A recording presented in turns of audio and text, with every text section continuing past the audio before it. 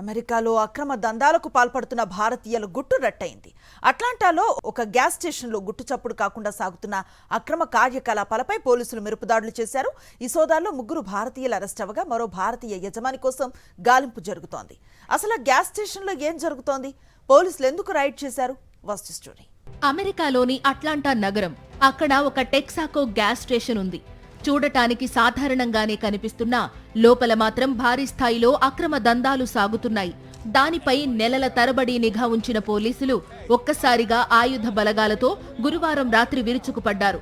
Gas station లోపలికి వెళ్లిన పోలీసులు అక్కడున్న వారందర్నీ అదుపులోకి తీసుకున్నారు. ఈ గ్యాస్ స్టేషన్లో ప్రధానంగా 2 రకాల అక్రమ కార్యకలాపాలు సాగుతున్నట్లు పోలీసులు గుర్తించారు. జార్జియాలో గ్యాంబ్లింగ్ మెషీన్లు చట్టబద్ధమే అయినప్పటికీ గెలిచిన వారికి నగదు ఇవ్వకూడదు, కేవలం స్టోర్ క్రెడిట్ మాత్రమే ఇవ్వాలి. కానీ ఇక్కడ యజమానులు అక్రమంగా నగదు చెల్లిస్తూ $10,000 పైగా గోల్మాల్ చేశారు. గ్యాంబ్లింగ్ కోసమని రైడ్కు వెళ్లిన పోలీసులకు గ్యాస్ స్టేషన్లో విస్తుపోయే నిజాలు తెలిశాయి. లీగల్ డ్రగ్స్ పేరుతో నిషేధిత డెల్టా 9, డెల్టా 10 వంటి మత్తు పదార్థాలను విక్రయిస్తున్నట్లు తనిఖీల్లో తేలింది. ఈ రైడ్లో 3 భారతీయులను పోలీసులు అరెస్టు చేశారు. వారిలో శ్రీరామ్ వంటేరు, ఫయాజ్ ఖిమానీ, ఫిరోజ్ ఖిమానీ ఉన్నారు. వీరిలో ఒకరు మేనేజర్ కాగా 2 క్లర్కులుగా పనిచేస్తున్నారు. వీరందరూ అక్రమంగా నగదు చెల్లింపులు చేస్తూ పోలీసులకు చిక్కారు. ఇక ఈ గ్యాస్ స్టేషన్ యజమాని కూడా భారతీయుడే అని, అతను ఆ సమయంలో అక్కడ లేకపోవడంతో తప్పించుకున్నాడని పోలీసులు తెలిపారు.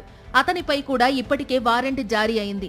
కష్టపడి పనిచేసి డ్రీమ్ లైఫ్ గడపాల్సిన భారతీయులు ఇలా అడ్డదారిలో డబ్బు సంపాదించాలని చూసి జైలు పాలవ్వడం స్థానికంగా సంచలనం కలిగిస్తోంది.